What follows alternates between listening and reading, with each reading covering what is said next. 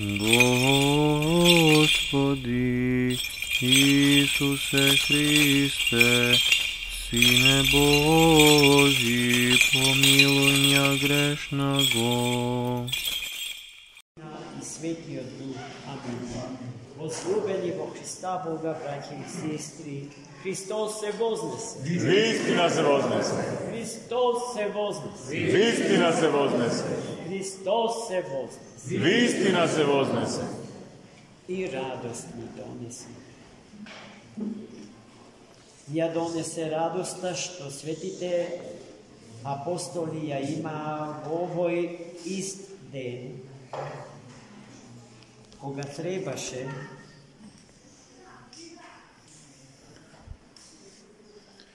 и кога стана светоци на Светото Христово вознесение. Пред тоа Христос ги беше посетил во одата во која што беа собрани и кога го видоа, тие просто не веруваа дека го гледаат него, на очите своји не им веруваа. Поради што Христос, за да им докаже дека не е привид, дека не е магна, туку реален и конкретен, односно вистински Бог е вистински човек, ги замоли да му дадат нешто за јадење доколку има. И тие му спремија едно парче печена риба и медво саќе. И сето тоа Христос го побара и јадеше од сето тоа за да им каже дека еве гледате дека јас имам реално тело, не сум привид, духот нема месо и коски, тој нема потреба од храна, а јас гледате во ваше присуство јадам како што и вие јадите. Истата реалност во која што представувате вие е реалноста во која што јас предстојувам за вас. И веднаш потоа, кога светите ученици си дојдаа при себе од возбуда, од како да го наречам, состојба на благ шок, Христос ги поведе надвор од Витанија, за да ги направи сведоци на последниот голем историски настан, што се врзан за неговиот живот, за време на неговото сожитие со нас во овој свет, во кој што влезе, примајќи ја природата на човекот, со намера, единствена намера, да го уништи се она што ја уништува природата на човекот. А тоа е гревот и смртта. И не имајќи грев свој, го прими нашиот за свој, и не имајќи смрт своја, ја прими нашата смрт како своја, за во неговата смрт, смртта да умре и да не ослободи од робството кон смрт. И сето тоа светите апостоли го видоа, стана сведоци, во денешното свето Евангелие Христос ги повика од сега натаму да живеете како вистински сведоци на целиот свет, да му го благовестите се она што вашите очи видоа и вашите уши слушна.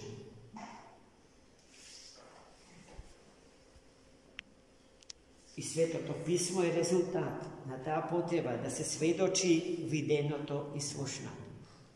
Значи во Светото Писмо ништо не е запишано што не е случено, а тоа значи што не е видено и што не е слушнато. А и се ова вели на едно друго место Христос е запишано и тоа е се ušte mnogo nešta se slučija, no ne se zapišani, bo ova sveta knjiga.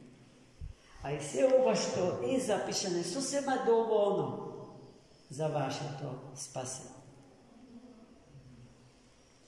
I sveto to pismo božestvenite otkrovenja u svetu negi iscrpelo, kako što našite zapadni braća misle. Deka otkrovenje to Gospodnje se slučilo nekogaž i to je zapišano na stranici te od Svetog pisma. I poveki od toga za Boga ne može ništa da se dozna. To je golema zabluda. Sveti Grigorij Palama govori toj spor su zapadnite bogoslovi. Особено sa toj Varlaam od Kalabrije. I im dava do znanja, neka božestveното otkrovenje ne prestanalo. Gospod i сега ni se otkriva nam na najrazličniji način. Koga je ovo prašanje zajednicата na živi i konkretni ličnosti, ама и на планот на посебните личности. У индивидуалниот живот на секоја личност посебно Бог наоѓа начини да се открива себе си онако како што е. Чинот на Бог откровение не запре. Но денеска Христос, рековме, ги изведе своите ученици надвор од Витанија, за таму да им ја покаже сета своја слава божествена. И да го исполни ветеното, се она што им ветил, до последен звон, до последна јота, да се исполни. Не само така што исполнувањето ќе се случи додека е тој историски присутен во овој свет и веќе. Туку и потоа, зашто главното ветување беше дека ќе ни го испрати Духот Свет, а Духот Свет ќе го испрати во денот кога ќе си отиде тој од историјата на човекот и светот. И токму тоа напуштање на историските матрици на светот и човекот се случи денес. И тоа се случи така што Христос почна да се издига по вертикалата, по небото, по небесната димензија, и така што под неговите нозе се создаде благодатен облак. Облак од несоздадени божествени енергии и сили, кој што како да го подигаше Христа Господа нагоре. И вознесувајќи се Христос, ги благословуваше своите апостоли, ветувајќи им исполнување на ветувањето што им го даде, да им го ниспосли, да им го испрати Духот Свет. После толку години заедно, заеднички живот, делење на доброто и на злото, поминувајќи заеднички многу искушенија, па и ни слабостите на природата на човекот што апостолите ја има, откажувањето нивно од нивниот учител во таква една ситуација кога биле прашување. Повеќе се грижеле за својот живот овоземен, отколку за животот на оној кој што е живот на светот и на човекот. Чувајќи го тој живот, ќе го сочувале и својот живот. Тие, токму таа зависност од изворот на животот и постоењето ја изгубиле pred vid. I tako se sluči stradanijето, и смртта, и разпетието, и погребението, а потоа воскресението. Сето тоа светите ученици го видоа, за толку повеќе се врзува за својот сакан учител. Се повеќе сваќа дека не се работи за обичен човек, ниту за обичен пророк, туку за вистинскиот син на живиот Бог. И нивната близина до него многу им значеше, им беше потребна. А денеска се случува нешто што требаше да им донесе печал, тага, солзи, плач. Најсаканиот нивни учител ги напушташе. Вознесувајќи се на небеса. Но таа разделба нивна со него не им донесе тага, туку радост. Преполни со радост се вратија во својот град, во Ерусалим. Но во својот град се вратија преполни со радост и со знаење дека не треба тој град да го напуштаат се додека не се исполни ветувањето. Се додека местото на Христа не се пополни со живото и историско присуство на Светиот Дух во животот нивни и во животот на свет. И тие живеја во безпоговорна послушност кон својот учител. Се до неделова што им доаѓа, а во таа недела ќе се случи наитието на Светиот Дух. Во тој ден Духот Свет во вид на огнени јазици ќе најде на нив, над нивните глави, ќе ги освети, ќе ги просвети и ќе ги хиротониса во први епископи на првата црква Христова. Затоа првиот ден духови го сметаме за роден ден на Светата црква Христова, на Светата православна црква. И незината старост можеме да ја броиме. Староста е оноку колку што се годините што ги знаеме. 2024 години Светата црква Божја in continuo, без прекин постои и ќе постои не само додека е светот и веков, туку и во идниот век и сите вечности, така што и Божбите народ не ќе можат да ја одоле. Во Светата црква Божја сите сме одговорни, браќи и сестри, не само попов. Имам впечаток дека ние, пошто цел живот сме во црква, имаме погрешна представа за свештеникот, дека тој е и поп, и некој кој што одржува ред на црквата. За редот и животот во црквата одговараме сите. Сите до едно. И јас ве молам таа одговорност да си ја прифатите.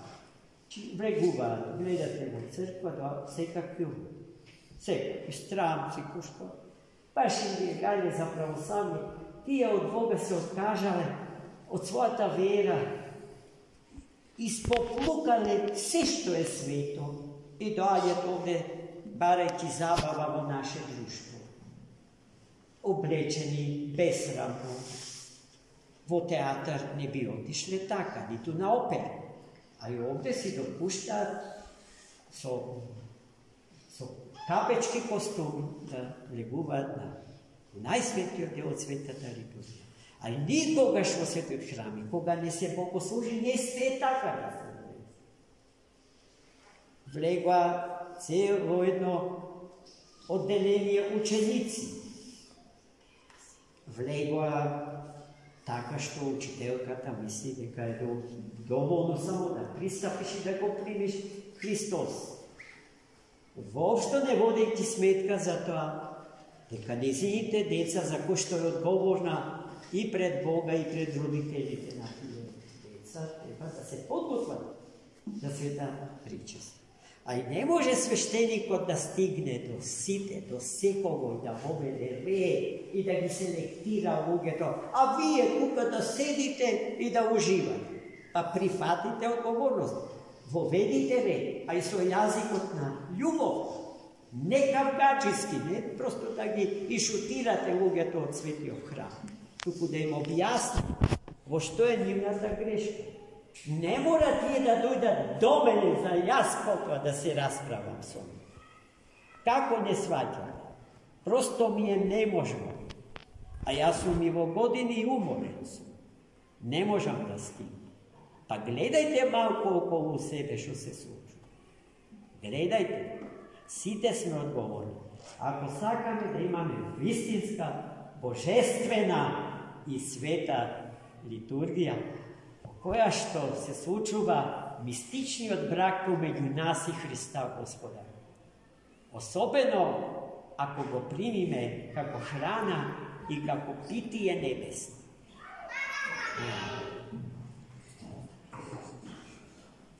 Еве, слава Богу, се случија некои работи.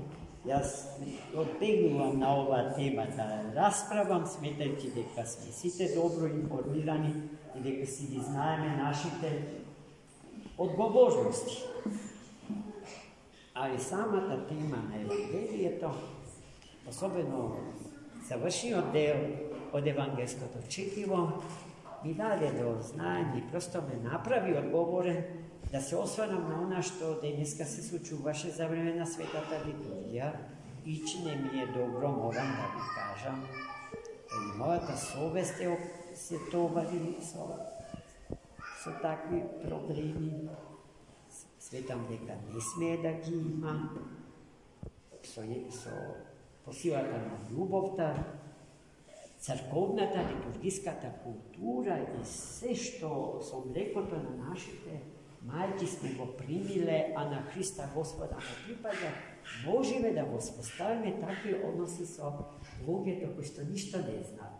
Да не ги повредиме, тоа е многу важно. Не смееме да ги повредиме, ниту со еден збор. Ајде да им кажеме. Да им укажеме на грешката што ја прават. Ние со нив можеме да се сретиме, да разговараме на секое место, али црква, во манастир, света литургија, мора да се води есап за својот изглед. Мораме да сме пристойни. Мораме да сме му мили на Бог. Простете ми за ова